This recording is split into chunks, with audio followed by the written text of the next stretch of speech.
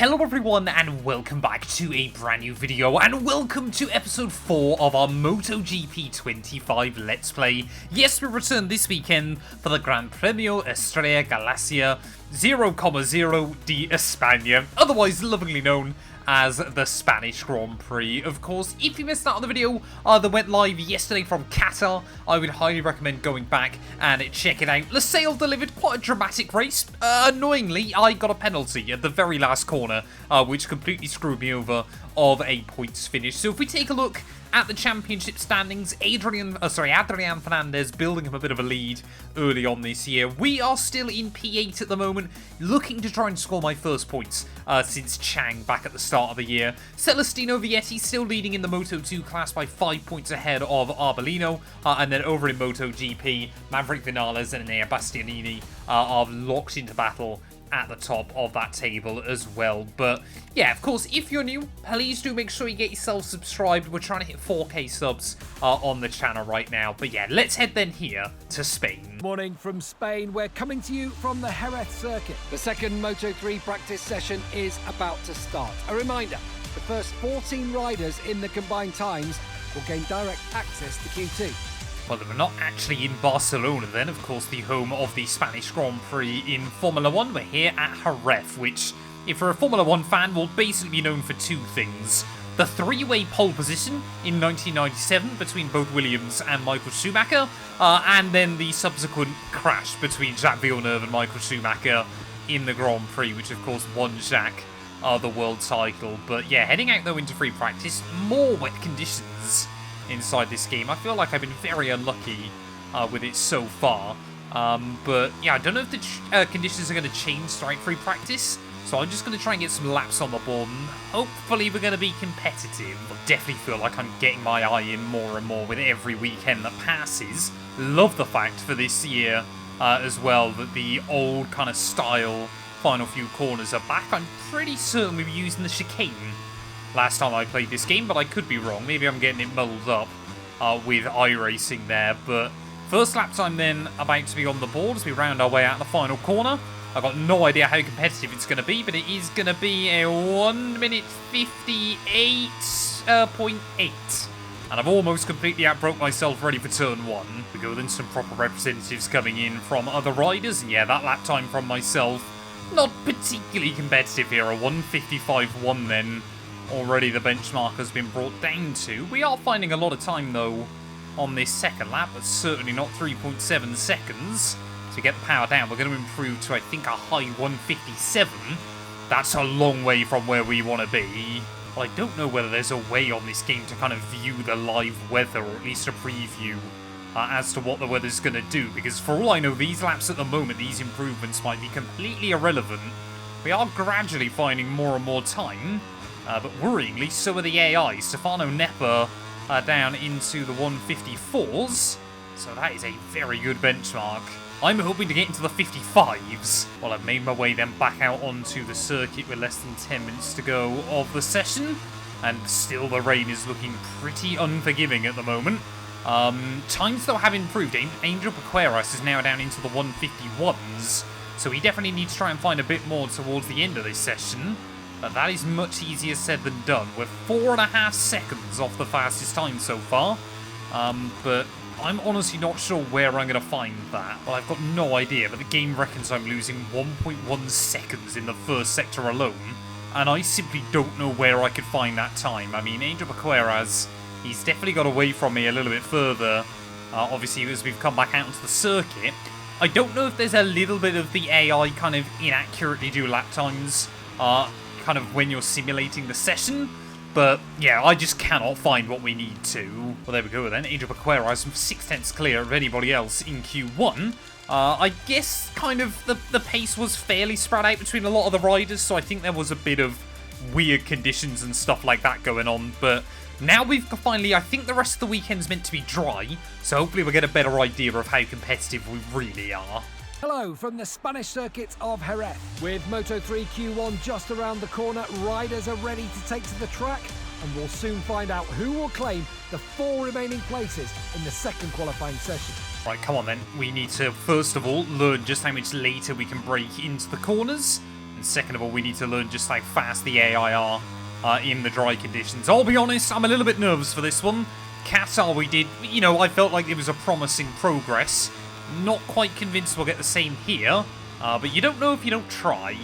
I know we spoke about the Sail obviously being designed as a motorbike circuit in the last episode, but Jerez is definitely another one that is brilliant fun on both 2 and 4 wheels. Can never see it coming back to Formula 1. It probably wouldn't work with modern day Formula 1 cars, but I've raced around here in like F4 and F3 cars before. Really good. You kind of feel like you're right on the limit, and the same can be said on a motorbike. There's maybe just outside of the limits there. Oh, get the wiggle on out of that final sector. That was a nasty one.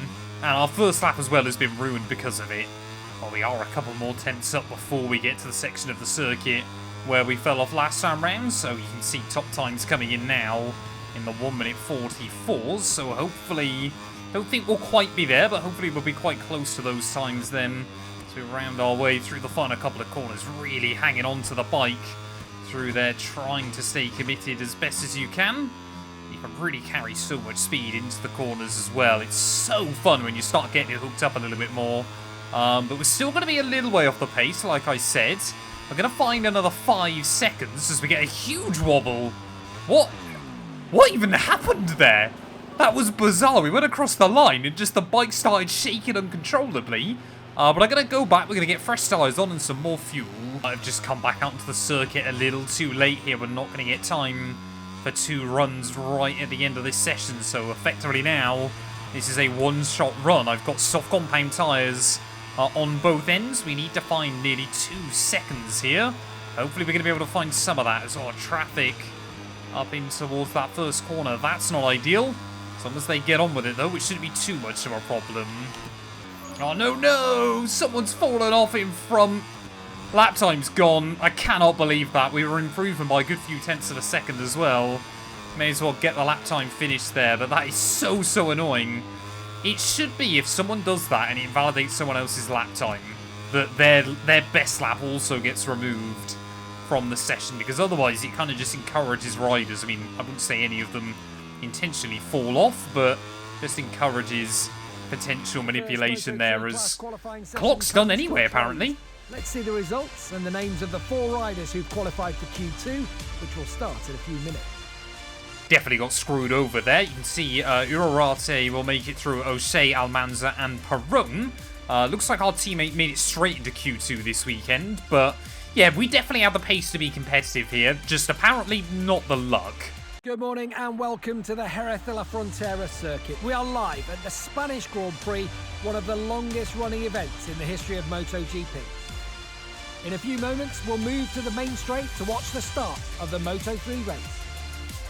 The cameras take us to the starting grid, where riders and engineers are discussing those final details. The weather is clear and temperatures are far from extreme. However, tyre wear will play a very important factor in today's race. That's why lots of riders have been using medium tyres in the front and rear. Well, here we are then down on the grid. And yep, we're going to be listening to that then. We're going to be bolting on a fresh set of the mediums on both ends of the wagon. Obviously full fuel as well. But like I said, I feel like we've had some good pace here. I feel like we can try and get a better race than what we showcased in qualifying. So we were able to recover to score, or we should have scored points last time out. So that's the goal today. The riders are lined up on the Jerez grid. There doesn't seem to be any problems, and they're all ready to go. A few seconds now, and the lights will go out. No! Oh, man. I forgot about the start procedure again. Again, I'm going to allow myself a restart there. I just completely had forgot about it. And I'm not having our race completely ruined because of it. Not ideal that apparently I can't do race starts inside this game. I'm holding the bumper this time. We should be good now. It's just the fact it doesn't even give you a warning. It just immediately lets you jump it for some reason. 10 red lights are on though. Oh, going to be lights out and away we go there. Not responding very well. My sloth-like reactions will not help me out off the start. But today, the goal, we've just got to try and beat our teammate then here. As we'll get a nice view of all the other riders in towards turn 1. Maybe we can try and switch back a couple of them on the exit there. I never quite know where to position the bike. I think apexes are going to be kind of the safe place, but you can see immediately that an apex of one corner is certainly the outside line for another, as Detweiler there. Oh, it's just those little bits of contact. I mean, we took both riders off. I'll give him up the place, absolutely, but just a little bit of contact like that is so frustrating. I wish the game was maybe a little bit more forgiving on lap 1, especially with kind of some of the maneuvers the AI pull on you, but you can't do to them there, as trying to get a run, breaking down into the hairpin though. Are we going to see any chaos on this opening lap as everybody... Oh, yes, we are! I've taken someone out. I do apologise. I think that was Uri there as well, as... Oh, we're going to make even more contact with another rider, so I'm already becoming a little bit of a menace early on in this race. Maybe starting to build myself up a reputation as someone that kind of wrecks other riders quite frequently as well there. But yeah, I'd say I'm allowing myself a few rewinds early on still. I said I don't want to have too many races where we're just kind of battling by myself if I've fallen off on lap 1. But yeah, of everybody still running though, we are still down in last place. We round our way through the final couple of corners. There's Riccardo Rossi. What, on the 54 bike there as we completely bottom out. Bike gets lifted up into the air temporarily. As, I mean, Rossi, I don't know whether it's just what I've noticed or whether he's coded like that. Got to be one of the most aggressive riders inside this game as well. But anyway, I'm going to P23 then by the end of lap 1. That's okay, unless we're going to get dive bombed at T1. Nope, we'll outbrake ourselves. Yeah, 4 wide up there, battling for the lead of this race. That must be insane action going on up at the front of the order. But looks like Riccardo Rossi, I think, might have come off his bike as well then. So we're down to just 24 riders still on. But yeah, Qatar last weekend, we looked to have a bit more pace. Definitely struggling here in Jerez. Okay, my first warning of the day. Oh, we'll have big contacts as well. With whoever that was just in front.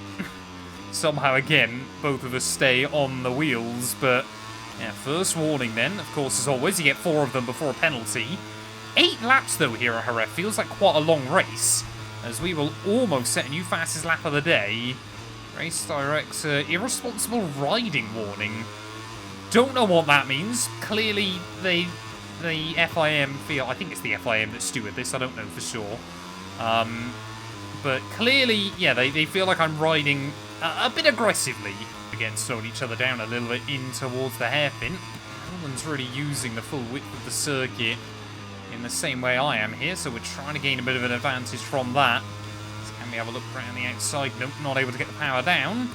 It's Joel Kelso just in front. One of the riders' names that I do recognise from last season, but it's through some of these corners I feel really confident, and then through others I feel really terrible. Detweiler's still got a 2-second margin over me, so we've got to try and move fast if I want to gain places.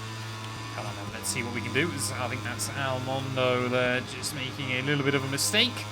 So we will run very wide over the curbing in towards that final corner there. Try to have a look around the outside of yet another rider. Just leaving me a bit vulnerable though. We're sort of threading the needle through that final corner there, and we should be able to get the power down out of the final turn. There is definitely a bit of a slipstream inside this game as well, which is, you know, you really do feel that effect on the bike as well. But Joel Kelso, we're starting to make a few moves here. We're starting to kind of get my eye in a little bit more. Shame it doesn't happen in qualifying. Right, come on then, Joel Kelso. Hairpin doesn't seem to be a particularly great overtaking place for me so far. We're going to try and send it in though really late. Oh, don't make that curb on the outside. Just throws the bike out, and you can see as soon as I do that, rather than going for a move, we're actually going to lose a place again. So, again, we've got such good pace, such good confidence through some of the corners. Gap to Detweiler is still coming down, as he seems to be struggling a little bit more. Problem is, I've got no idea what position he's in. Well, I keep getting really confused. Maybe I'm being stupid. Again, my motorbike knowledge is not fantastic. But I swear that Pim, whoever that is just in front of me, has like an insane Valentino Rossi kind of tribute on that bike. Because every time I see it, it kind of reminds me of one of the bikes. I think it was one of the late 2000s. Like, I've got 2007 in my head, but I could be completely wrong. But one of the bikes that Valentino was racing or riding with then. But the other thing I've noticed as well, tyres are getting absolutely destroyed around this circuit. So we try and go for a daring move around the outside of O'Shea. Get another warning there for track limits. We'll get the place, and that's the important bit. Up to 3 warnings. Those are still banging with O'Shea there as well. One hand off the handlebars for whatever reason.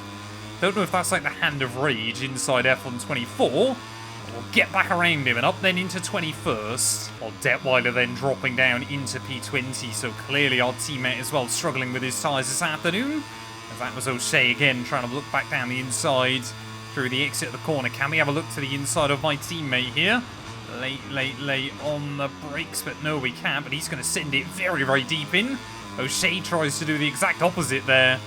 And almost gets the cutback on us as we try and make our way through. This is the problem. You try and go for a faster apex, but the AI just have got the confidence to stick one up the inside. And, you know, if they don't make it stick, then they kind of just force you to move for them. So it's really, really difficult there. It's all Detweiler, big mistake. Down in towards the double left. And that's exactly what I mean. Like, what am I meant to do in that situation? We've gone down the inside. We're comfortably there. And our teammate just turns in on me. Like, how am I meant to avoid that? Someone please explain it to me. Shea is really giving us a good run for our money right now. He seems to have struggled early on in this race, but now Detweiler as well. Trying to have a look back around our outside there, or we just squeeze our teammate a little bit wide. So, I mean, look at that, just how aggressive they are.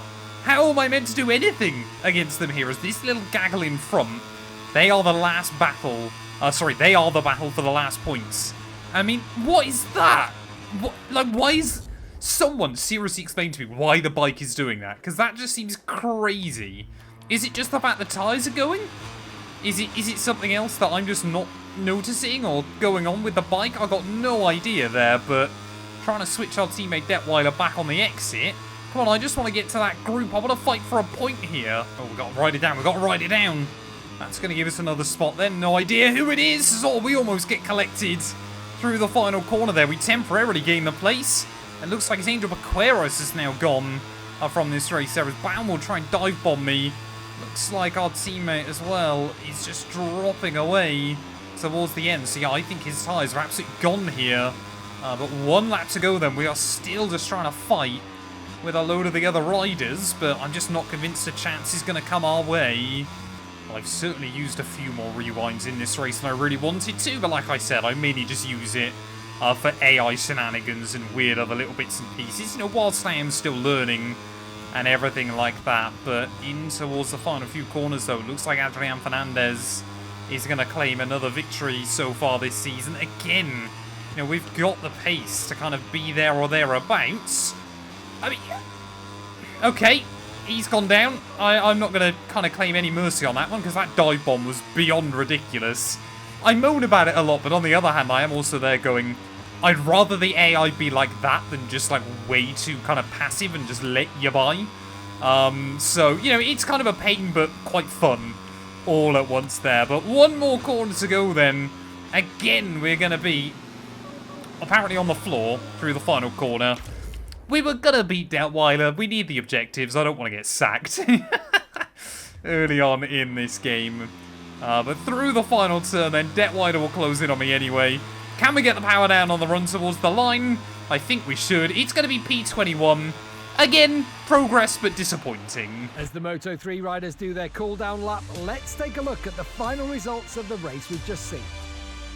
Well, there we are then. Adrian Fernandez takes the dub ahead of David Munoz. For Rosato, Ruida and Quiles will round out your top 5 and still waiting for our return to points after our win back in Chang. 21st for myself, 22nd for Noah Detweiler, so honestly I just think our bikes were terrible this weekend. Almanza, Paqueras, Rossi and Urarate will all fail to see the checkered flag. Championship-wise, I've now been bumped down to P10 as Fernandez crosses the 100-point barrier ahead of Furusato and Ruida. Constructors-wise, CIP as well, we are dropping down the order into P8 as well. Thank you all so much for watching, though. If you have enjoyed, please do make sure to leave a like, get yourself subscribed, and we'll be back very soon, where I believe we're heading to France.